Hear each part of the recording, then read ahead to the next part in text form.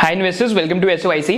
तो इस वीडियो को बनाने का पर्पस क्या था कि कभी भी जो कोई भी कंट्री डेवलप कर रही होती है तो वहां पे एक सेक्टर हमेशा बहुत अच्छा करता है। वो कौन सा सेक्टर है? कंज्यूमर रिटेल का। एंड रिटेल बिजनेस बनाना बहुत ही मुश्किल रहता है। रिटेल सेक्टर अच्छा क्यों करता है? क्योंकि जब भी हम किसी भी कंट्री की जीडीपी का फॉर्मूला देखते हैं या फिर इकोनॉमी का फॉर्मूला देखते हैं कि जीडीपी को आप कैसे कैलकुलेट कर सकते हैं, तो फॉर्मूला है C+G+I + X-M। माने प्राइवेट फाइनल कंजम्पशन एक्सपेंडिचर जो हम लोग खर्चा कर रहे हैं, उसके बाद जी के अंदर आता है जो बेसिकली जो गवर्नमेंट है उनकी क्या स्पेंडिंग है। साथ साथ जब हम आय की बात करते हैं तो इन्वेस्टमेंट्स कितनी हो रही है इकोनॉमी के अंदर। एंड फाइनली हम आते हैं एक्सपोर्ट्स माइनस इंपोर्ट्स की तरफ। तो जो प्राइवेट फाइनल कंजम्पशन एक्सपेंडिचर है, तो आपने देखा होगा कि जब हम यूएस इकोनॉमी की बात करते हैं जो आज वर्ल्ड में one of the biggest and actually world की बेस्ट इकोनॉमी में से मानी जाती है, तो एक्चुअली में वहां पे कंजम्पशन एक्सपेंडिचर बहुत है। तो सारी इंडस्ट्रीज जब या फिर सारी कंट्रीज जब भी थ्रू डेवलपमेंट फेज के थ्रू जाती हैं तो वहां पे प्राइवेट फाइनल कंजम्पशन एक्सपेंडिचर बहुत बढ़ता है। एंड जब भी प्राइवेट फाइनल कंजम्पशन एक्सपेंडिचर बढ़ेगा तो वहां पे जो कंट्री का रिटेल सेक्टर है वो हमेशा बहुत अच्छा करेगा। तो इंडिया सिमिलरली इस कस्प के ऊपर है जहां पे इंडिया का रिटेल सेक्टर बहुत अच्छा करने वाला है। इस वीडियो के अंदर हमने ये बात करी है कि आप कैसे रिटेल सेक्टर के अंदर क्या पैटर्न्स फॉर सक्सेस है, कि एक जो सक्सेसफुल रिटेलर है उसको हम कैसे देखते हैं। एंड साथ साथ जिस कंपनी की हम बात करने वाले हैं उसका नाम टाइटन है। एंड हम टाइटन के अंदर ये देखेंगे कि इन्होंने डिफरेंट कॉन्सेप्ट्स या फिर डिफरेंट फॉर्मेट्स ऑफ रिटेल में कैसे स्केल अप करा है एंड टाटा ग्रुप यहाँ पे क्यों एक बहुत अच्छा काम कर रहे हैं। Before starting the video, do smash the like button and the subscribe button. See you inside.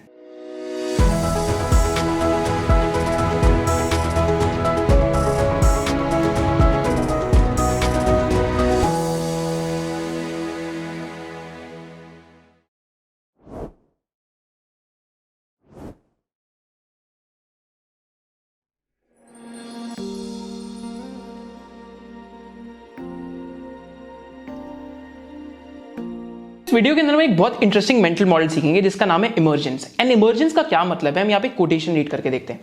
तो what is the meaning of emergence? तो यहाँ पे कोटेशन है, you look at where you are going and where you are and it never makes much sense, but then you look back at where you have been and a pattern seems to emerge, and if you project that pattern then sometimes you can come up to something. तो एक बहुत interesting pattern है जो Charlie मगर ने भी बार बार ये बात करी है इमर्जेंस की। To get what you want you have to deserve what you want. The world is not crazy enough place to reward a whole bunch of undeserving people. तो इसका मीनिंग क्या है कि बेसिकली इमर्जेंस एक तरीके का, अगर आप अपनी लाइफ को भी एनालाइज करके देखते हैं तो आज आप जहां लाइफ पे पहुंचे हैं, it is a consequence of each and every small decision that you have taken for the last few years. And जो आज आपकी लाइफ का सिस्टम इमर्ज करके आ रहा है, that is because of this mental model by the name of emergence.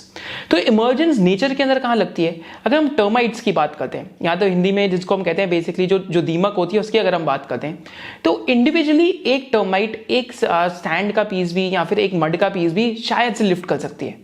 But collectively when termites come together तो termite mould बनाते हैं। माने टर्माइट मोल्ड्स क्या होते हैं? तो 17 फीट लॉन्ग स्ट्रक्चर्स होते हैं जो बेसिकली हम कह सकते हैं टर्माइट का घर होता है एक तरीके का। एंड वो टर्माइट्स अंडरग्राउंड रहते हैं, अपने आप को कूल रखने के लिए टर्माइट मोल्ड्स बनाते हैं, because all these termites work together to make this.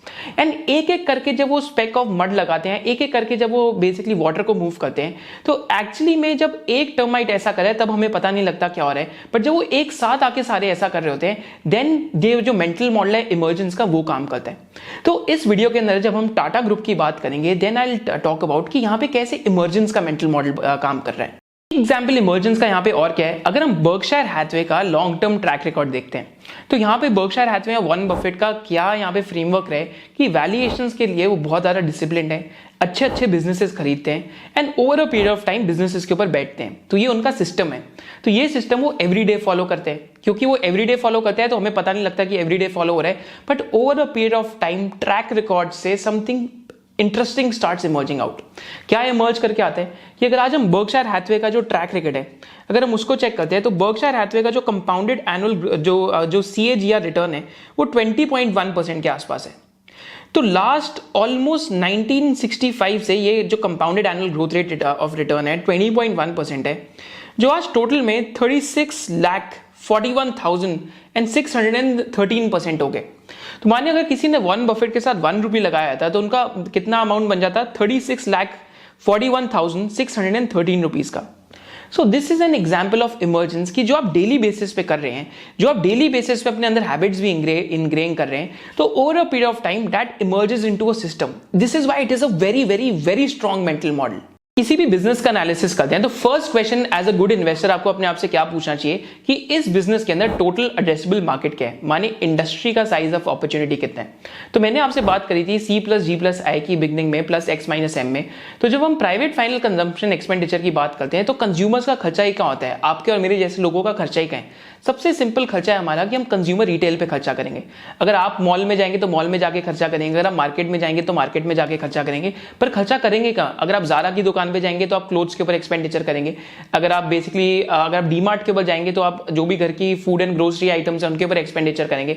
इसके अलावा अगर आप अपने एग्जाम्पल लेते हैं, अगर आपके घर पे किसी की वेडिंग आ रही है एंड अगर आप जाके शेरवानी खरीदते हैं एंड अगर आप शेरवानी ले रहे हैं तो आप प्रॉबेबली जो मान्यवर है अगर आप वहां से लेते हैं तो अगेन आपका एक ऑर्गेनाइज रिटेल सेगमेंट के अंदर एक्सपेंडिचर चल रहा है। सिमिलरली अगर आजकल आप टाटा 1mg से बैठ के घर में अगर आप जो फार्मास्यूटिकल मेडिसिन हैं अगर आप दवाइयां ऑर्डर करते हैं तो again it is an example of organise retail कि आप यहां पे एक्सपेंडिचर करें। तो अगर हम साइज ऑफ अपॉर्चुनिटी देखते हैं पूरी इंडस्ट्री का तो इंडिया में 2012 के अंदर इंडिया की जो इकोनॉमी थी उसका साइज था ऑलमोस्ट 1.2 ट्रिलियन डॉलर्स का या 1.25 ट्रिलियन डॉलर्स का, जिसमें से private final consumption expenditure $701 billion का था, जिसमें से रिटेल $370 बिलियन का था। तो कंज्यूमर रिटेल की अगर ग्रोथ हम फास्ट फॉरवर्ड टू FY20 देखते हैं तो कंज्यूमर रिटेल की ग्रोथ $850 बिलियन तक हो गई है, वेराज जो प्राइवेट फाइनल कंजम्पशन एक्सपेंडिचर है 1.75 ट्रिलियन तक पहुंच गया। एंड नेक्स्ट 5 इयर्स में क्या एक्सपेक्टेड है बाय FY25 कि कंज्यूमर रिटेल सेक्टर ही ऑलमोस्ट 1.1 ट्रिलियन डॉलर्स का हो जाएगा। तो मैं तो बार बार यही कहता हूं अगर 1.1 ट्रिलियन डॉलर्स का भी नहीं, अगर 800 या 900 बिलियन डॉलर्स का भी होता है एंड एक सक्सेसफुल रिटेल कॉन्सेप्ट अगर आपको मिल जाए तो अगेन आपका काम तो हो ही जाएगा, क्योंकि ग्रोथ तो बेसिकली यहां पे आ ही रही है, टॉप डाउन यहां पे बहुत ज्यादा ग्रोथ आ रही है। तो यहां पे अगर हम डिफरेंट सेक्टर्स देखते हैं कंज्यूमर रिटेल के अंदर तो फर्स्ट टाइप ऑफ जो हमारे पास सेक्टर आता है that is the food and grocery sector, that is the need based sector. तो यहां पे बिजनेसेस लाइक डीमार्ट को आप कैटेगराइज कर सकते हैं इसके अंदर। एंड यहां पे अगर आप ग्रोथ देखते हैं तो यहां पे इट इज एक्सपेक्टेड कि कैटेगरी में से ऑलमोस्ट अगर हम पूरी कैटेगरी की बात करते हैं तो रिटेल सेक्टर में 66.2% या 66.3% फूड एंड ग्रोसरी में ही है। जब हम ज्वेलरी सेक्टर की बात करते हैं तो दैट इज ऑलमोस्ट 7.6% 2020 में ऑलमोस्ट रिटेल सेक्टर के खर्चे में। फिर जब हम अपैरल और एक्सेसरीज की बात करते हैं वो 8.1% है। अपैरल और एक्सेसरीज में कैसे ब्रांड आएंगे, आपका जो ABFRL करके आपका एक लिस्टेड ब्रांड है। जब आप ट्रेंड की बात करते हैं, अगर आप वेस्ट साइड से जाके शॉपिंग कर रहे हैं, अगर आप ज़ारा से कुछ खरीद रहे हैं, अगर आप H&M से कुछ ले रहे हैं, सिमिलरली अगर आप जो यूनिक्लो की बात कर रहे हैं, यूनिक्लो से कुछ खरीद रहे हैं, all of this is a part of apparel and accessories. फिर हमारे पास कंज्यूमर इलेक्ट्रॉनिक्स आएगा। अगर आप बेसिकली जंबो से जाके कुछ शॉपिंग कर रहे हैं, अगर आप क्रोमा से जाके कुछ शॉपिंग कर रहे हैं, विजय सेल से कुछ शॉपिंग कर रहे हैं, so all of this will be a part of consumer electronics. फिर हमारे पास फुटवेयर सेक्टर आता है जो basically 1.2% of the entire retail industry है। तो फुटवेयर सेक्टर में हमने जो आपका अभी रिसेंटली वीडियो बनाई थी metro versus basically Relaxo versus Bata India. तो जब भी आप ऑर्गेनाइज फुटवेयर पे जाके शॉपिंग करते हैं, अगर आप नाइकी या एडिडास से जाके फुटवेयर खरीद रहे हैं तो again it is an example of organise retail. इसके अलावा हमारे पास यहाँ पे और कौन से एग्जाम्पल आते हैं सेक्टर में, तो इस सेक्टर में हमारे पास फार्मेसी एंड वेलनेस भी आते हैं, कंज्यूमर इलेक्ट्रॉनिक्स की हमने बात करी वो भी आता है, होम एंड लिविंग सेक्टर भी आते हैं एंड जो अदर सेक्टर है वो भी आते हैं। So this is how you can categorise a retail sector into different categories. And आजकल इंडिया के अंदर क्या हुआ है इंटरेस्टिंगली, ये बहुत इंटरेस्टिंग हो रहा है सेक्टर के अंदर कि लास्ट 2 इयर्स के अंदर बहुत सारी नई कंपनीज रिटेल सेगमेंट के अंदर लिस्ट हुई हैं। तो यहाँ पे अगर हम कैटेगरी लीडर्स को देखते हैं तो पहली चीज आपको इस सेक्टर में जो आइडेंटिफाई करनी है दैट इज कैटेगरी लीडर्स। तो यहाँ पे आप देख सकते हैं कि मेट्रो टाइप जो मेट्रो शूज की बात करते हैं तो वो यहाँ पे लिस्ट हुआ है। फिर जब हम ज़ारा और ट्रेंट की बात करते हैं तो ज़ारा और Trent actually Zaara is a joint venture with Trent एक लिस्टेड कंपनी है टाटा की, तो वो भी यहाँ पे है। वेस्ट साइड भी ट्रेंट के अंदर है। फिर मान्यवर करके भी एक ब्रांड रिसेंटली लिस्ट हुआ है जो शेरवानीज है, उनका एक और ब्रांड है मोहे के नाम से, वो भी यहाँ पे लिस्टेड है। इसका भी स्टॉक एनालिसिस हम आपके साथ जरूर करेंगे। इसके अलावा यहाँ पे अगर हम और रिसेंटली देखते हैं तो एक और ब्रांड लिस्ट हुआ था by the name of go colours, and go colours के भी बहुत सारे EBOs खुले हैं। It is also successful concept. फिर एक और ब्रांड लिस्ट हुआ था लास्ट 2-3 ईयर्स में TCNS के नाम से, तो आपने देखा होगा ऑरेलिया एंड W के करके जो विमेन की कैजुअल वेयर आती है जिसके अंदर मतलब W करके ब्रांड है और ऑरेलिया करके ब्रांड है जिसमें कुर्तीज और ये सारी चीजें आती हैं। तो again that is also listed company. So all these are examples of consumer retail जो रिसेंटली लिस्ट हुए हैं। पर रिटेल सेक्टर के अंदर क्या पैटर्न्स फॉर सक्सेस होते हैं ये जानना बहुत जरूरी है। तो यहाँ पे मैं आपको 3 एग्जाम्पल्स देता हूं कि क्या एक अच्छा एग्जाम्पल है, क्या एक खराब एग्जाम्पल है। पहला अच्छा एग्जाम्पल क्या है कि you should get the concept right. तो जब मैं आपके साथ डीमार्ट की बात करता हूं, तो डीमार्ट ने फर्स्ट 8 इयर्स के अंदर ऑलमोस्ट सिर्फ 10 स्टोर्स ही खोले थे। सिर्फ 10 स्टोर्स क्यों खोले थे?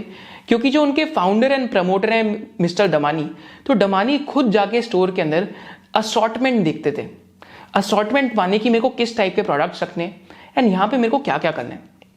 तो असॉर्टमेंट का मिक्स राइट करना इज वेरी वेरी इंपॉर्टेंट। तो रिटेल सेक्टर में first rule of success is that you should get the assortment right, कि प्राइवेट लेबल ज्यादा रखना है, कौन सा ब्रांड ज्यादा रखना है, कौन सा सामान ज्यादा रखना है जहां पे ज्यादा ग्रोथ आएगी। सो this is the first rule of success. तो यहाँ पे डीमार्ट के अगेंस्ट एक और कंपनी थी सुभीक्षा के नाम से। सुभीक्षा ग्रोसरी के अंदर ज्यादा था। तो सुभीक्षा वाज फाउंडेड इन 1997 एंड कोई भी ये जो वीडियो साउथ इंडिया से देख रहा है तो आपने सुभीक्षा का नाम जरूर देखा होगा। अगर if you were born pre 90s आपने सुभीक्षा से शॉपिंग भी जरूर करी होगी। बट सुभीक्षा में क्या प्रॉब्लम थी कि store level unit economics right नहीं थी and all of a sudden Subhiksha ने एक्सपेंशन स्टार्ट कर दिया and Subhiksha had more than 900 stores within 9 years and at the end Subhiksha का क्या हुआ, 2008-9 का जब क्राइसिस आया उसके बाद जाके सुभीक्षा वहां पे बंद हो गया एंड सुभीक्षा के जो प्रमोटर है आई थिंक उन पे 17-18 में फ्रॉड केस भी हो गया था। सो this is an example that you should always get the unit level like economics right, माने एक शॉप की इकोनॉमिक्स शुड बी राइट। तो यहाँ पे एक गुड एग्जाम्पल मैं आपको दिखाता हूँ। अगर आप मान्यवर की बात करते हैं तो मान्यवर की जो फ्रेंचाइजीज हैं उनका जो रिटर्न ऑन कैपिटल एम्प्लॉयड है एक स्टोर के ऊपर 23 to 25% के अंदर बैठ जाता है। सिमिलरली अगर आप सक्सेसफुल रिटेल कॉन्सेप्ट में अगर आप वेस्ट साइड की बात करते हैं तो वेस्ट साइड में भी सिमिलरली जो ट्रेंट इनका ओनर है, Trent is also listed company जो टाटा ग्रुप का कंपनी है। तो वेस्ट साइड का भी 50 to 60% return on capital employed store level पे बैठ जाते हैं। So again get the unit level ROC right before you start scaling. तो एक फर्स्ट रूल ऑफ सक्सेस ये है। सेकेंड रूल ऑफ सक्सेस यहाँ पे क्या आता है कि before scaling that you should get the unit level ROC की तो हमने बात करी, but you should also be patient कि जब आप स्केलिंग स्टार्ट करते हैं। तो यहाँ पे अगर हम वेस्ट साइड की बात करते हैं तो वेस्ट साइड में भी सेम चीज था कि took them 10 years to set up 40 stores.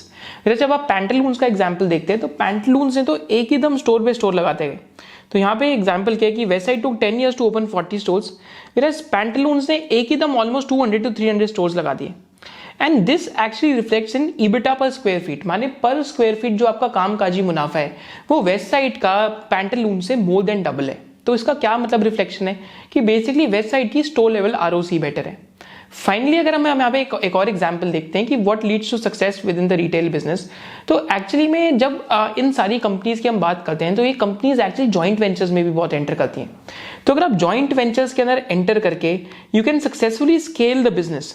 तो यहाँ पे आपको समझ आएगा कि इमर्जेंस का क्या मतलब है। तो टाटा ग्रुप माने ट्रस्ट, एंड टाटा ग्रुप का जो मतलब ट्रस्ट है तो इसका मतलब क्या है, ओवर द इयर्स बहुत ज्यादा ट्रस्ट क्रिएट करें। क्योंकि ओवर द इयर्स बहुत ज्यादा ट्रस्ट क्रिएट करा है तो एक system of seamless web of deserve trust create हो चुका है। तो किसी भी फॉरेन ब्रांड को इंडियन रिटेल के अंदर आना है तो पहले किसकी तरफ देखेगा, तो प्रोबेबल आंसर इज टाटा की तरफ देखेगा। तो आजकल जो रिलायंस है उनकी तरफ भी देख रहे हैं। पर टाटा के साथ अगर हम यहाँ एग्जाम्पल देखते हैं जॉइंट वेंचर्स का, तो टाटा में यूल सी कि टाटा ने किन किन के साथ जॉइंट वेंचर्स करें। एक तो यहाँ पे देखेंगे आप जो स्टारबक्स का जो TGBL जो पहले होता था जो टाटा कंज्यूमर है उनके साथ हो रखा है जॉइंट वेंचर।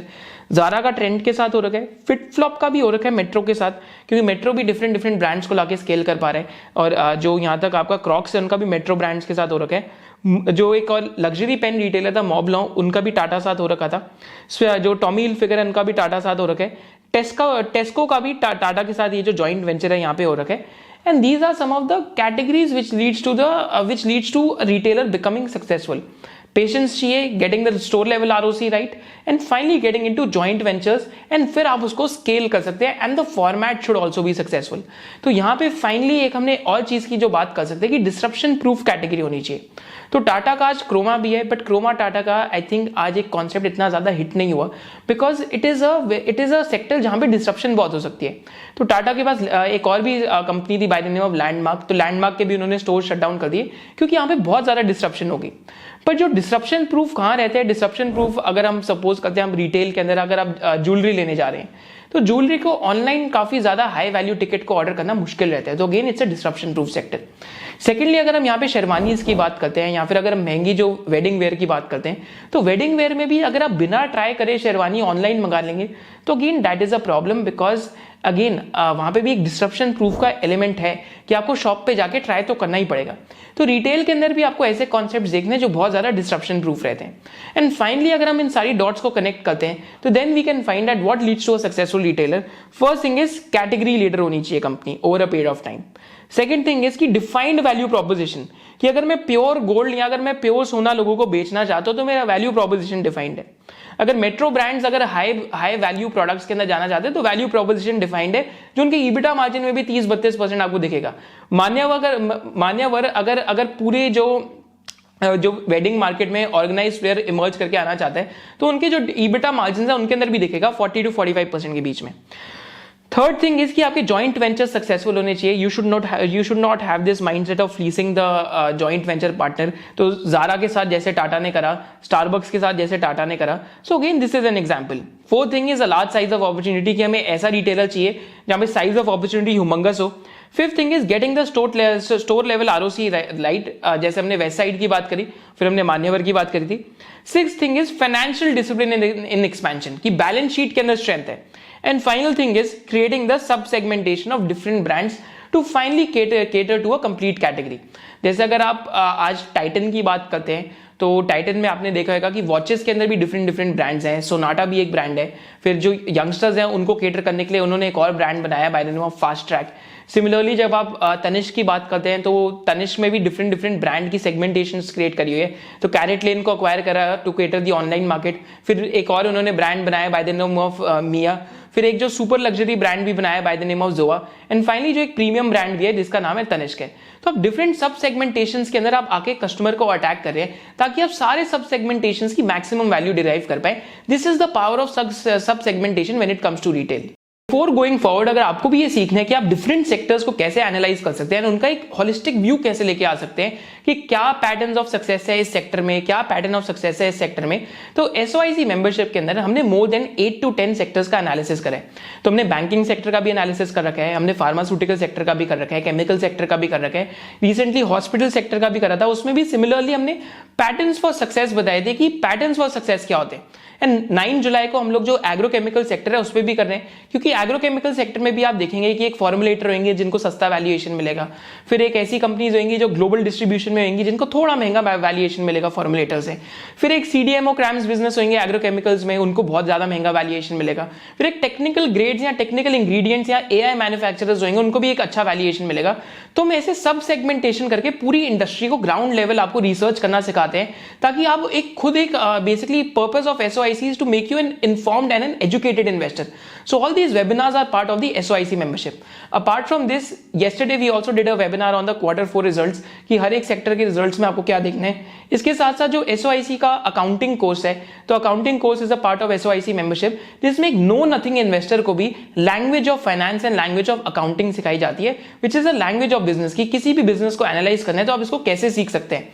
क्योंकि अगर आज आप एक स्टॉक खरीदते हैं, अगर आपको उस कंपनी का रिटर्न ऑन इक्विटी नहीं पता, आरओसी नहीं पता, प्रॉफिट मार्जिन नहीं पता, ग्रॉस मार्जिन नहीं पता, आई थिंक कि then it ends up becoming speculation.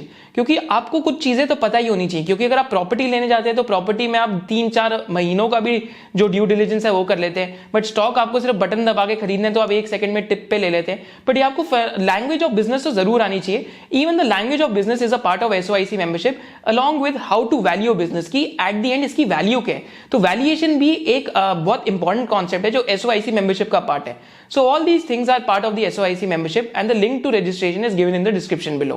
Jewellery segment की तरफ आते हैं। ज्वेलरी के अंदर हम एक बार ये देखते हैं कि यहाँ पे एवोल्यूशन कैसी है ज्वेलरी रिटेल के इंडिया के अंदर। तो जो फर्स्ट फेज ऑफ एवोल्यूशन था ज्वेलरी रिटेल का इंडिया में, दैट वाज टिल 1994। तो यहाँ पे जो फैमिली ज्वेलर्स थे ये अपने कैप्टिव कस्टमर्स को सर्व करते हैं एंड इसके साथ साथ offerings were restricted to standard local designs and high transaction cost होता था एंड प्राइसिंग ओपेक होती थी एंड प्योरिटी के अंदर भी इश्यूज होते थे। तो आज भी काफी लोगों ने देखा होगा कि प्योरिटी का एक इशू तो रहता ही है। फिर 1994 to 2000 के अंदर इनिशिएशन ऑफ ऑर्गेनाइज रिटेल हुआ। तो यहाँ पे क्रिएशन ऑफ ऑर्गेनाइज रिटेल हुआ and Tanishq was the first such organise retail brand that was launched by Titan. And Tanishq की लॉन्च के पीछे भी बहुत इंटरेस्टिंग स्टोरी है जिसमें हम बात करेंगे। तो जब मतलब टाइटन के one of the core members थे जिनका नाम है जर्सीज देसाई, तो जब वो एक एग्जीबिशन पे गए तो एग्जीबिशन पे उन्होंने देखा अपनी टीम के साथ कि जो ज्वेलरी के डिजाइन हैं एक्चुअली में वो बहुत ही ज्यादा बेकार थे, बहुत स्टैंडर्ड डिजाइन हैं, ज्वेलरी के डिजाइन में कुछ फ्रेश नहीं था। So that is what give him the idea to launch Titan. उसके बाद 1994 टू 2000 के बीच में टाइटन का लॉन्च हुआ एंड लोकल प्लेयर्स जो थे they started regional expansion and share of organise जो ज्वेलरी रिटेलर्स थे उनका सिर्फ 0 to 2% शेयर था। फिर ग्रोथ ऑफ ऑर्गेनाइज रिटेल हुआ बिटवीन 2001 to 2007। तो इस टाइम पे तनिष्क का जो बिजनेस मॉडल था 2002-2003 के अंदर सही होने लग गया एंड 2001 से लेकर 2007 के बीच में यहाँ पे ब्रांड बिल्डिंग एफर्ट्स हुए by the organise retail. Specially यहाँ पे तनिष्क ने एक और ट्रस्ट विन करने के लिए कैरेट मीटर था वो इंट्रोड्यूस करा। फिर मार्केट की माइक्रो सेगमेंटेशन हुई and launch of sub brands हुई and growth of franchisee model हुआ, तो फ्रेंचाइजीज आने लग गई। फिर 2008 to 16 के बीच में इमर्जेंस ऑफ इंडस्ट्री लीडर्स, तो यहाँ पे Tanishq and Kalyan jewellers emerge as the industry leaders and यहाँ पे जो ऑर्गेनाइज रिटेल का मार्केट शेयर है वो 7 to 27% के बीच तक पहुंच गया। एंड 2016 से लेके अब तक जो ऑर्गेनाइज रिटेल की जब हम बात करते हैं ज्वेलरी सेक्टर के अंदर, तो यहाँ पे आज ऑलमोस्ट 32% ऑर्गेनाइज रिटेल है एंड 68% अभी भी ये सेक्टर अनऑर्गेनाइज रहता है। And after demonetization, introduction of GST, compulsory hallmarking of gold jewelry and mandatory PAN card for transactions above 2 lakh rupees, तो ज्वेलरी इंडस्ट्री या ज्वेलरी रिटेलिंग भी और भी ज्यादा ऑर्गेनाइज होते जा रही है। So this is how the jewellery industry evolved. And आज भी हमें एक चीज याद रखनी है इस एनालिसिस के अंदर कि आज भी हमें ये चीज हम याद रख सकते हैं कि 68% ऑफ द मार्केट आज भी अनऑर्गेनाइज है ज्वेलरी सेक्टर के अंदर एंड सिर्फ 32% ही मार्केट है जो ऑर्गेनाइज है। एंड इसके अंदर भी अगर हम पैन इंडियन मार्केट शेयर देखते हैं तो आज भी तनिष्क का जो मार्केट शेयर है सिर्फ 5 to 6% के आसपास ही है। तो ये चीज हमें जरूर याद रखनी है कि Tanishq is actually a shark in the ocean. जब हम different types of fishes and oceans की बात करते हैं तो तनिष्क का ऑलरेडी साइज बड़ा हो चुका है, बट फिर भी it is still there in the ocean, अभी तो पूरा ओशियन कैप्चर करने के लिए।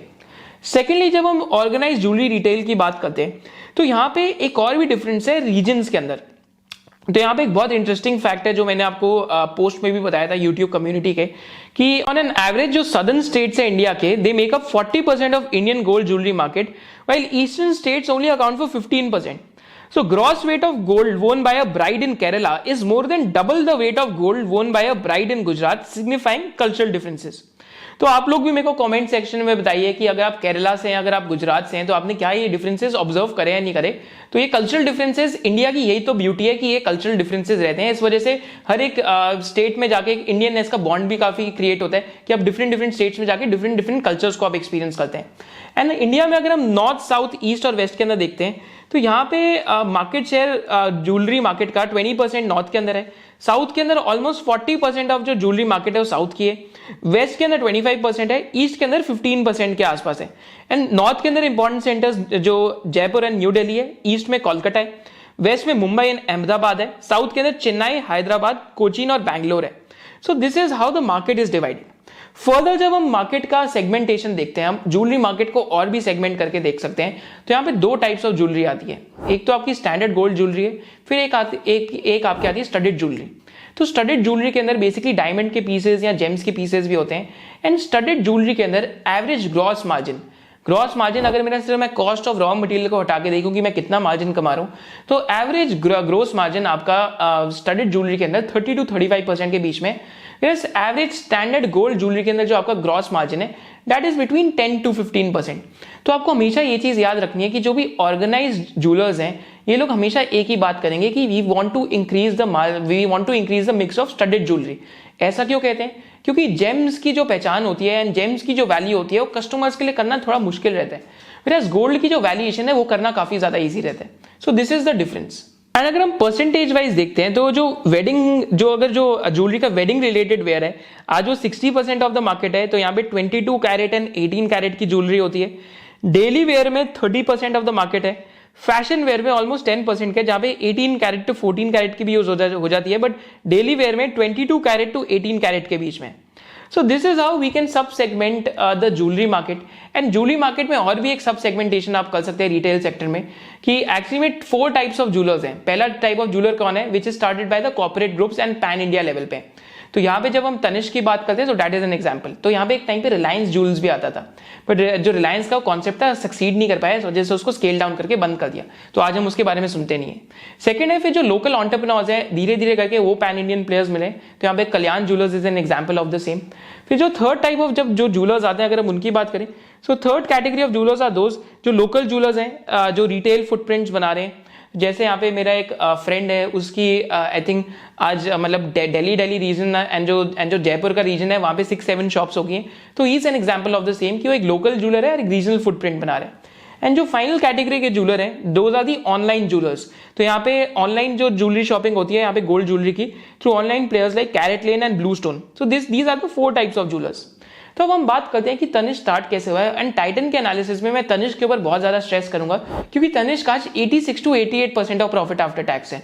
तो यहीं पे ज्यादा स्ट्रेस करने का मतलब बनता है क्योंकि इस बिजनेस को हमारे लिए समझना जरूरी है, because this is the main key moving store for the business of Titan. Post Tanishq launch तो 1990s में 1994 में तनिष्क लॉन्च हुआ था, एंड एक्चुअली में जो जर्सीज दिसाई हैं जो उनके साथ उनकी टीम थी, तो उन्होंने ये रियलाइज करा कि जिस भी एग्जीबिशन में जाते थे तो एग्जीबिशन किसकी होती थी, वॉचेस एंड ज्वेलरी की।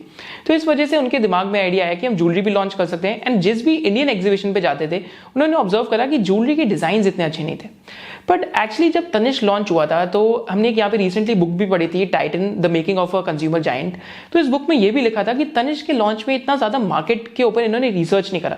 फिर जब इन्होंने टाइटन को सक्सीड करा था वॉचेस के अंदर, क्योंकि टाइटन में क्या करा था इन्होंने वॉचेस में कि HMT की जो वॉचेस आती थी दोज वर एनालॉग वॉचेस या मैनुअल एनालॉग वॉचेस, Whereas जब इन्होंने वॉचेस लॉन्च करी इन्होंने क्वाड्स टेक्नोलॉजी पे लॉन्च करी, एंड एक्चुअली में HMT का क्या फॉल्ट था कि HMT वॉचेस को as a utilitarian product use करती थी कि घड़ी तो पहननी है, टाइम ही तो देखना है।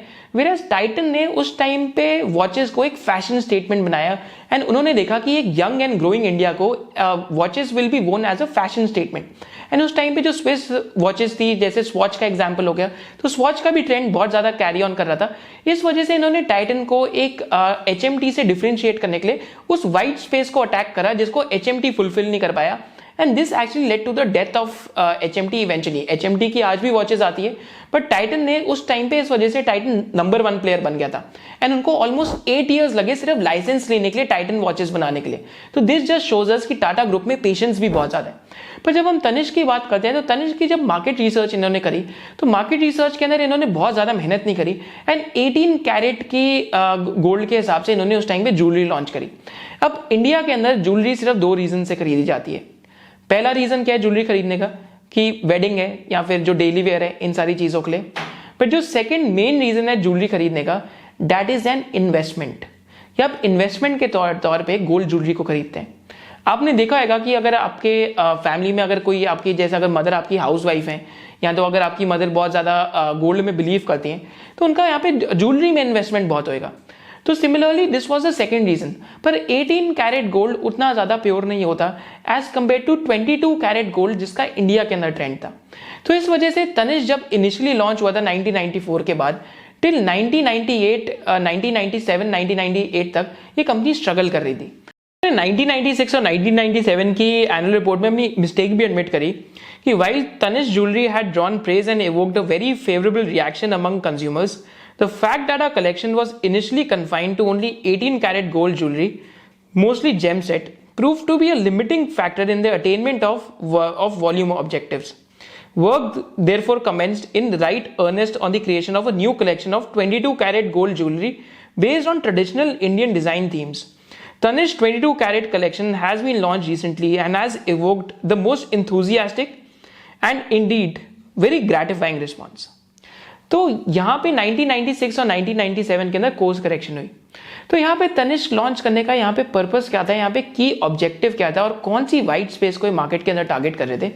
तो सिंपल वाइट स्पेस जो ये मार्केट में टारगेट कर रहे थे कि इन ज्वेलरी पार्लेंस, मतलब जब हम ज्वेलरी की बात करते हैं तो 22 कैरेट गोल्ड का क्या मतलब है कि it contains 91.6% of gold and 8.4% of alloy, and इस वजह से इसको प्रेफर करते थे क्योंकि ये स्टैंडर्ड है इंडियन ज्वेलरी के लिए जब भी हम 22 कैरेट गोल्ड की बात करते हैं।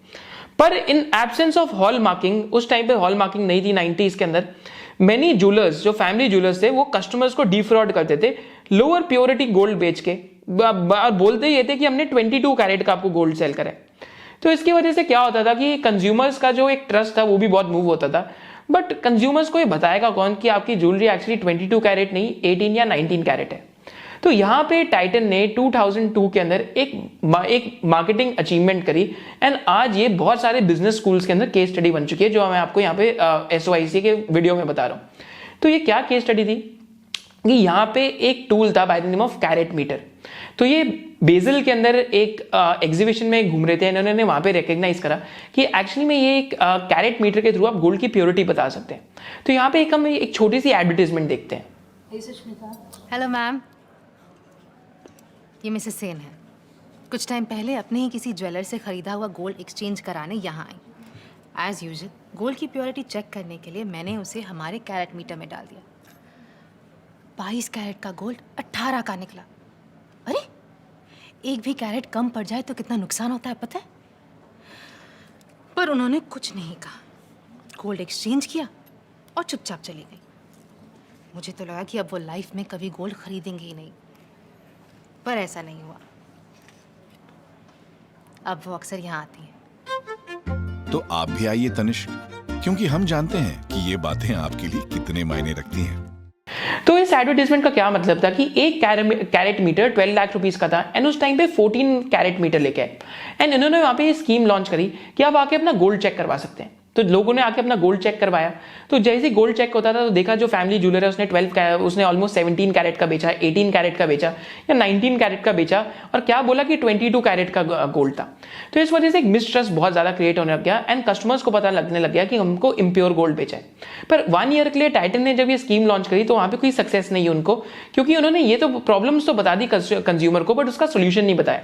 फिर उसके बाद उन्होंने कस्टमर्स को उसका सोल्यूशन बताया प्रॉब्लम का, impure to pure. So again this is one of the case studies. अगर आप बिजनेसमैन हैं, अगर आप बहुत कीन ऑब्जर्वर भी हैं मतलब यहाँ एंटरप्रेन्योरशिप के, तो आपको ये अपने पास लिखनी चाहिए इम्प्योर टू प्योर। जब 2002-2003 के अंदर ये एक स्कीम आई तो इसमें क्या था कि अब कस्टमर आ रहे थे एंड अगर उनका इम्प्योर गोल्ड था 19 कैरेट का या 20 कैरेट का तो तनिष्क उसको एक थोड़े से चार्जेस में 22 कैरेट का गोल्ड वहां पे दे देगा। तो अगर आपका gold is more than 19 to 20 carat तो आई थिंक 3-4% का ही चार्ज था, अगर उससे बिलो है तो 8 to 10% के आसपास का चार्ज था। तो इससे आपका गोल्ड इम्प्योर टू प्योर में कन्वर्ट हो जाएगा and this is what led to the success of Tanishq and initially Tanishq का जो एक्सपेंशन था यहां से स्टार्ट हुआ। बिजनेसेस की जब हम बात करते हैं ये तो यूजुअली डिमांड साइड की यहाँ पे मोड होते हैं, सप्लाई साइड का मोड होता है। तो तनिष्क एक ऐसा बिजनेस है जिसने डिमांड साइड पे भी मोड बनाया एंड सप्लाई साइड पे भी बनाया। तो डिमांड साइड का हमने देखा कि कैसे ट्रस्ट विन करके कंज्यूमर्स का डिमांड साइड पे मोड बनाया। बट अब हम सप्लाई साइड के मोड की बात करते हैं। तो सप्लाई साइड के मोड में जितनी भी गोल्ड लीसेस हैं तो बेसिकली तनिष्क और एक नॉर्मल ज्वेलर में क्या फर्क रहता है कि तनिष्क एक्चुअली गोल्ड लीज पे लेता है जो भी इंटरनेशनल बैंक है उनसे। तो यहाँ पे एक इन्वेंट्री का डी रिस्किंग हो जाती है। सपोज करते हैं आप एक लोकल ज्वेलर है एंड आपने गोल्ड की बाइंग आपकी बहुत महंगी हो रखी है एंड बाय चांस गोल्ड के प्राइसेस घट जाते हैं, सो अगेन एक इन्वेंट्री लॉस का रिस्क रहता है। बट तनिष्क इस रिस्क को हेज करता है bye basically taking the gold on lease. इस वजह से तनिष्क का जो भी डेट वेट है आपको ज्यादा दिखेगा। तो यहाँ पे अकाउंटिंग के अंदर भी कभी कभी थोड़े इश्यूज होते हैं बट वो एक्चुअली आपको एडजस्ट करके देखना चाहिए। सेकेंडली यहाँ पे ऑलमोस्ट जो 40% इनकी गोल्ड सोर्सिंग है वो गोल्ड एक्सचेंज स्कीम से होती है। गोल्ड एक्सचेंज स्कीम्स कौन सी कि 19 या 20 कैरेट का कोई गोल्ड लेके आ रहा है, तो अगर कोई 19-20 कैरेट का लेके आता है तो अगेन उस पे ऑलमोस्ट 3 to 4% एक्स्ट्रा देके आप 22 कैरेट का गोल्ड लेके जा सकते हैं एंड उससे अगर आप कम लेके आ रहे हैं तो ऑलमोस्ट 8 to 10% आपको चार्जेस लग जाती है। So again these are some of the competitive advantages वो सप्लाई साइड के ऊपर बिल्ड कर रहे हैं। डिमांड साइड की एडवांटेज को और स्ट्रॉन्ग करने के लिए तनिष्क ने क्या लॉन्च करी थी, गोल्ड हार्वेस्ट स्कीम। तो गोल्ड हार्वेस्ट स्कीम क्या है कि every month you can pay 2000 rupees और in multiples of 1000 rupees for 10 months through the website of Tanishq, जहाँ पे यहाँ पे इनकी फोन एप्लीकेशन भी है जो basically gold harvest mobile app है and you can avail up to 75% of one installment at the time of redemption. So this scheme of 10 installments plus 0.75 free is a new avatar and पहले 10 installments plus 1 free था। तो almost customer को 12% यहाँ पे rate of return बैठ जाता है and gold harvest scheme का अगर हम तनिष्क की सेल्स के अंदर कंट्रीब्यूशन देखेंगे तो ऑलमोस्ट 18% के आसपास जो गोल्ड हार्वेस्ट स्कीम है यहाँ पे सेल्स के अंदर कंट्रीब्यूशन हो चुका है। तो गोल्ड हार्वेस्ट स्कीम भी एक तरीके का जो कंज्यूमर्स है उनके लिए इन्वेस्टमेंट का भी काम करती है एंड एट द एंड उनको 10 to 12% के आसपास का रिटर्न भी बैठ जाता है। So this also ends up acting like a competitive advantage. और एक सोर्स ऑफ कम्पिटिटिव एडवांटेज क्या है कि तनिष्क के ऑलमोस्ट जो 92% डिजाइनर्स हैं, 92% of designs are in house. इस वजह से they are able to refresh themselves and बार बार नई लाइंस ऑफ जो मॉडल्स होते हैं ज्वेलरी के वो ये लॉन्च करते रहते हैं। तो जो एक मूवी आई थी पद्मावत, तो उसके लिए भी इन्होंने एक different type of jewellery models launch करे थे। एंड यहाँ पे हम देख भी सकते हैं कि ओवर द ईयर्स इन्होंने कितने टाइप के ज्वेलरी मॉडल्स लॉन्च करे, बिकॉज एक्चुअली में अगर आप 90-92% अगर आप इन हाउस ही बना रहे हैं तो आपका जो डिजाइनिंग ऑफ ज्वेलरी है उसके ऊपर एक बेटर कंट्रोल रहता है। इस वजह से जब भी आप एक तनिष्क के स्टोर में बार बार जाएंगे तो आपको हमेशा इन्वेंट्री बहुत ज्यादा फ्रेशन अप दिखेगी। एंड एक और सोर्स ऑफ कम्पिटिटिव एडवांटेज यहाँ पे क्या है कि तनिष्क का इन्वेंट्री मैनेजमेंट बहुत सुपीरियर है as compare to other players, क्योंकि आप यहाँ पे पैन इंडिया प्लेयर आप कर सकते हैं। तो आपको एक आइडिया रहता है कि नॉर्थ के अंदर कौन सी इन्वेंट्री चलती है, वेस्ट के अंदर कौन सी चलती है, साउथ के अंदर कौन सी चलती है, ईस्ट के अंदर कौन सी चलती है। यहाँ पे थ्योरी ऑफ कंस्ट्रेंट्स का भी बहुत एप्लीकेशन रहता है। तो ये तो सप्लाई साइड पे डोमिनेंस है एंड ये जो डिमांड साइड है यहाँ पे ऐसी डोमिनेंस है and this lead to significant competitive advantage. Finally competitive advantage numbers में रिफ्लेक्ट करती है। अगर आप टाइटन की सेल्स ग्रोथ या तनिष्क की अगर आप सेल्स ग्रोथ देखते हैं तो तनिष्क की सेल्स ग्रोथ 18 to 20% पे चल रही है, जो FY16 से लेके FY20, 21, 22 तक गई है। कल्याण ज्वेलर्स की देखते हैं तो कल्याण ज्वेलर्स की बेयरली 2% कंपाउंडेड एनुअल ग्रोथ रेट है। अगर आप TBC ज्वेलर्स का देखते हैं तो 2% कंपाउंडेड एनुअल ग्रोथ रेट है। PC ज्वेलर का -9 to -10% है। थंगा माइल ज्वेलर्स जो तमिलनाडु में बहुत है उनका 7% है। एंड जो सिएनको गोल्ड एंड डायमंड्स है इनका 12% के आसपास चल रहा है।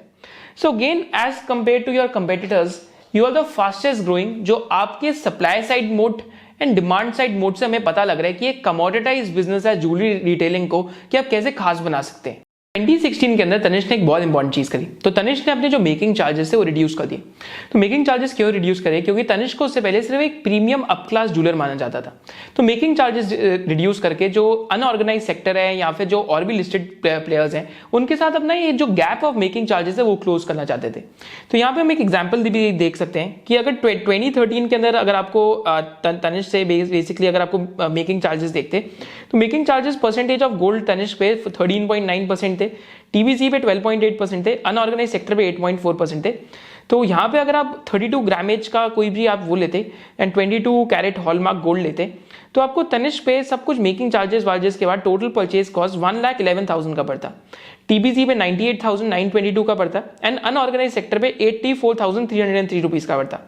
फिर 2016 के अंदर क्योंकि तनिष्क ने मेकिंग चार्जेस 13.9% से 8% के आसपास ले आए, एज अ परसेंटेज कम कर दिए, तो सेम आपको जो 30 ग्रामेज का था, TBC का भी 30 का, अनऑर्गेनाइज का भी 30 ग्रामेज का, तनिष्क पे आपको 1,03,842 रुपीज का, TBC पे 1,06,000 का एंड अनऑर्गेनाइज पे 1,02,000 का।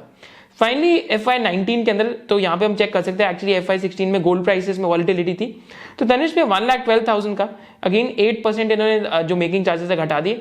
फिर फाइनली आपका TBC पे 1,09,000 का एंड अनऑर्गेनाइज पे 1,08,768 रुपीज का।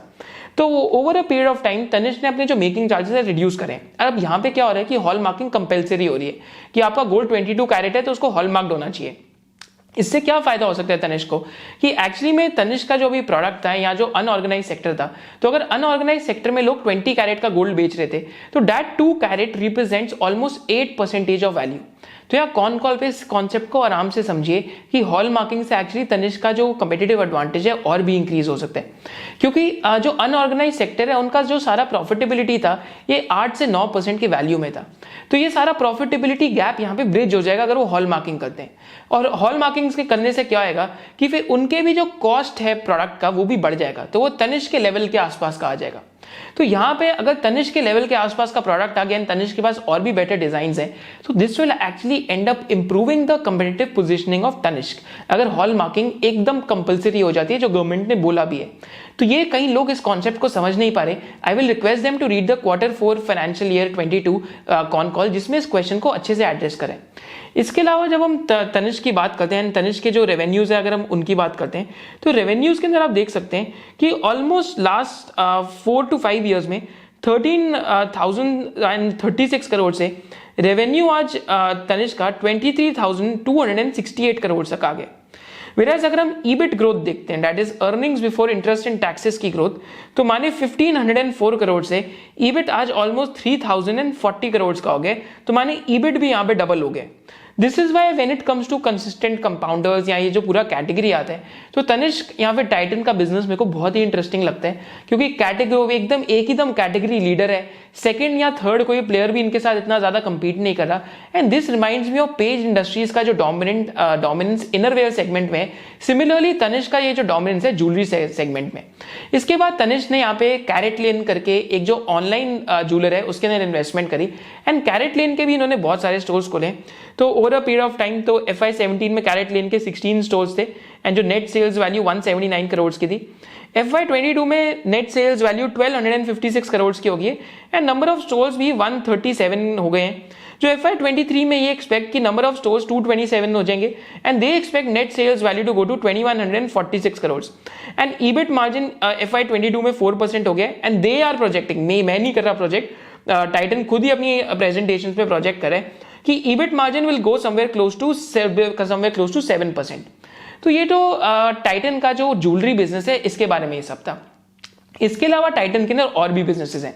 तो टाइटन के अंदर जो वॉचेस एंड जो वेरेबल्स कैटेगरी है वो भी बिजनेस है, बट आज वो बिजनेस का 6 to 8% ही है, इस वजह से मैं उसका बहुत डिस्कशन नहीं कर रहा, क्योंकि उस सेगमेंट में एक डिस्ट्रप्शन भी हो सकती है कि अगर आपकी जो स्मार्ट वॉचेस है वो बहुत ज्यादा आ रही है, बट टाइटन भी स्मार्ट वॉचेस लॉन्च कर रहा है, तो वहां पे ये भी चीज हो सकती है। एंड यहाँ पे भी इन्होंने over a period of time बहुत क्लेवर एडवर्टीजमेंट करके इस सेगमेंट में पहले इन्होंने डोमिनेंस बनाई। तो यहाँ पे हम इनकी जो एडवर्टीजमेंट है आमिर खान के साथ वो देखते हैं। 3 दिन से नहीं चल रहा है।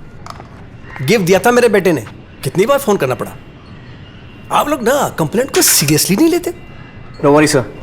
I fixed it. स्क्रीन तो चालू हो गया, अब बाकी सब भी देख लेते हैं। वैसे तो ठीक ही लग रहा है। मैम, चाय के लिए शुक्रिया। आपका यूनिफॉर्म काफी अच्छा है। Thank you sir. फिर से खराब हो गया तो आप मुझे इस नंबर पर फोन कर दीजिएगा। मैनेजिंग डायरेक्टर आप क्यों? सर, काम बड़ा या छोटा नहीं होता सर, काम होता है। सच्ची सफलता की पहचान, Titan, be more. So Titan ने भी धीरे धीरे करके क्वाड्स की क्योंकि वॉचेस लॉन्च करी एज कम्पेयर टू HMT, जिनकी 80s और 90s में जो मैनुअल एनालॉग वॉचेस आती थी एंड बहुत ज़्यादा यूटिलिटेरियन थी, तो उसकी वजह से Titan gained market share. But अब क्या हो रहा है कि Titan even though number 1 market share था एंड टाइटन के ऑलमोस्ट 500 स्टोर्स हैं, बट अब टाइटन पे भी डिस्ट्रप्शन हो रही है क्योंकि स्मार्ट वॉचेस आ रही है। बट टाइटन खुद भी स्मार्ट वॉचेस लॉन्च कर रहे हैं, तो इस सेगमेंट को हमें देखना पड़ेगा कि फ्यूचर में कैसा जाता है।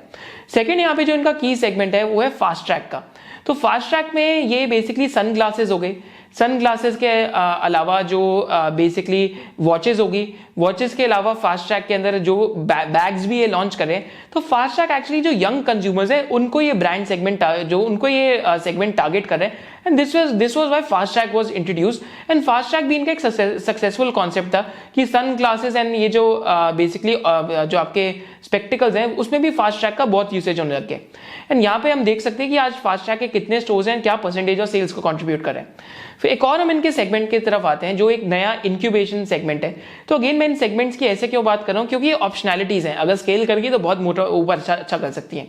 एक और सेगमेंट क्या है इनका, तनीरा के नाम से।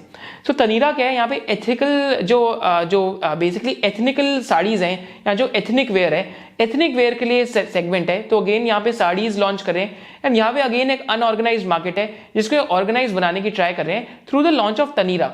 एंड तनीरा के आज जो अगर जब हम जीके की या साउथ एक्स की बात करते हैं तो साउथ एक्स में तनीरा का भी स्टोर है यहाँ, तो तनीरा के स्टोर के थ्रू ये चीजें ट्राई करें कि अब जो एथनिक मार्केट है उसको आप ऑर्गेनाइज करना चाहते हैं।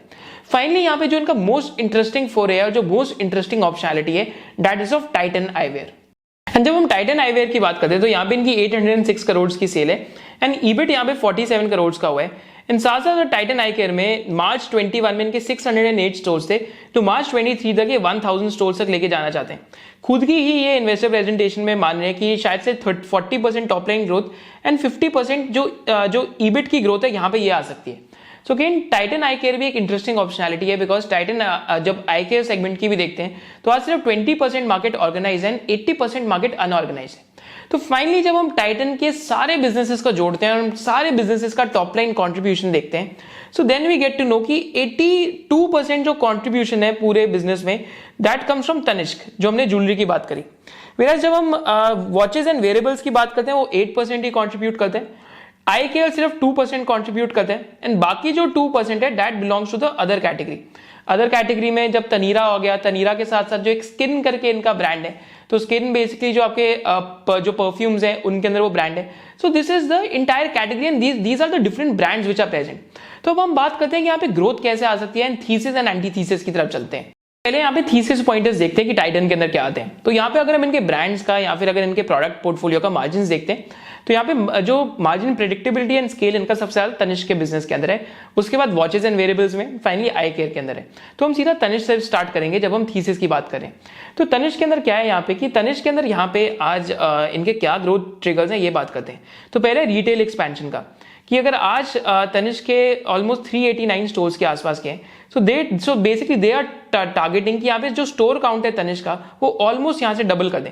तो तनिष्क की अभी रिसेंटली इन्होंने एक इन्वेस्टर प्रेजेंटेशन करी थी एंड इन्होंने गाइड करा था कि आज तनिष्क 389 स्टोर्स हैं एंड आज जो तनिष्क है ऑलमोस्ट लाइक 200 टाउन्स के अंदर प्रेजेंट है। So they plan to take store count of Tanishq to 600 stores by FY27 and they want it to go to more than 300 towns. तो again this is the first growth driver कि ये sales जो तनिष्क की है यहाँ से 2.5x grow करना चाहते हैं। तो बेसिकली हंगर टू ग्रो यहाँ से भी अभी भी बहुत ज्यादा है जब तनिष्क की बात करते हैं। सेकंड यहाँ पे क्या है, तो ये था रिटेल एक्सपेंशन का। सेकंड चीज क्या है कि अभी जब हम तनिष्क की बात करते हैं तो डेली वेयर के अंदर या फिर जो कैजुअल वेयर के अंदर बहुत है, तो जो वेडिंग वेयर है यहाँ पे बेसिकली जो डिफरेंट रीजन्स है उसके अंदर जाके रीजनल ज्वेलरी बनाना स्टार्ट करेंगे। तो ज्वेलरी की रीजनलाइजेशन पे भी अब ये काम कर रहे हैं। तो वेडिंग के अंदर they want to be a strong player, जो इससे पहले बहुत ज्यादा स्ट्रॉन्ग प्लेयर ये नहीं थे। एंड तमिलनाडु में भी बहुत सारे स्टोर्स खोल रहे हैं क्योंकि तमिलनाडु के अंदर भी ज्वेलरी मार्केट काफी बड़ी है। इसके अलावा जब हम बात करते हैं थर्ड की ट्रिगर के कि हाई वैल्यू जो बेसिकली जो हाई वैल्यू स्टडीड ज्वेलरी है जहां पे मार्जिन ज्यादा है, जब हमने बात करा था, तो यहाँ पे फॉर्मलाइजेशन की बात करें यहाँ पे भी इट्स अ ग्रोथ ड्राइवर। फिर जो गोल्ड हार्वेस्ट स्कीम है that will be okay that won't be a gold driver too much. Gold exchange scheme 40% of mix ही रहेगी। फिर इंडिया के अंदर भी ये मल्टीपल मार्केट्स में जा रहे हैं, इंटरनेशनल मार्केट में भी ये कर रहे हैं। तो बेसिकली दुबई के अंदर फर्स्ट स्टोर खोल रहे हैं, फिर कोर बिजनेस को ग्रो कर रहे हैं एंड इनका फाइनली टारगेट क्या है कि हम तनिष्क को ही यहाँ से 2.5x ग्रो कर देंगे। So these are the thesis pointers, क्योंकि बाकी बिजनेसेस तो मेरे लिए ऑप्शनैलिटीज की तरह ही हैं एंड उसको मैं एज एन ऑप्शनैलिटी ही ट्रीट करता हूँ कि बाकी बिजनेसेस में अगर एक टाइटन आई केयर स्केल कर गया, यहाँ जो वॉचेस एंड वेरिएबल्स का बिजनेस था वो भी वापस it basically comes back in the black and वहां पे भी बहुत ज्यादा अच्छी स्केलिंग होगी। तो that will be an added cherry on the top. But Tanishq यहाँ पे मेन थीसिस है, तो तनिष्क की मेन एंटी थीसिस पॉइंटर्स को डिस्कस करते हैं। फर्स्ट की एंटी थीसिस पॉइंटर इज कि अगर इकोनॉमी के अंदर बहुत ज्यादा ब्रॉड स्लो डाउन आ जाता है तो purchase of jewellery is a discretionary expenditure, तो यहाँ पे स्लो डाउन हो सकता है। सेकेंड थिंग इज कि 2016 के अंदर जो गोल्ड लीज है गवर्नमेंट ने उतार दी थी, तो बेसिकली आरबीआई ने यहाँ पे बैन कर दिया था। तो इस वजह से यहाँ पे इन्वेंट्री मैनेजमेंट में बहुत सारे इश्यूज हुए, वर्किंग कैपिटल में तनिष्क को बहुत इश्यूज हुए। तो that can be an anti thesis pointer कि शॉर्ट टर्म के अंदर ये चीज भी हो सकती है। एंड थर्ड की एंटी थीसिस पॉइंटर इज कि अभी तो तनिष्क एक एक्चुअली कैटेगरी लीडर है, तो इनको देख के कहीं और भी बिग प्लेयर्स ना आने लग जाए। But still, I think it will take a lot of learning curve and a lot of time for someone else to catch up with Taniष्k. So these are the thesis and these are the anti-thesis pointer. And इस business का जो valuation है हमने तिजोरी finance पे जो basically reverse DCF है उसको यूज करके करा है। हमने SOIC ट्राइब मेंबर्स के लिए जो SOIC मेंबरशिप है उस पर अपलोड कर दिए। Do let me know in the comment section below if you love the business analysis or not. And next business analysis के लिए I'll give you two options. So first option is Reliance Industries and the second option is Cholamandalam Investment and Finance Corporation. कि आप इन दोनों companies में से या इन दोनों Reliance industries तो जायंट कैप है एंड चोलामंडलम एक मिड टू लार्ज कैप है, इन दोनों कंपनीज में से आप किसका एनालिसिस चाहेंगे? Do let me know in the comment section below and thank you so much for joining us and thank you so much for watching our videos. जय हिंद।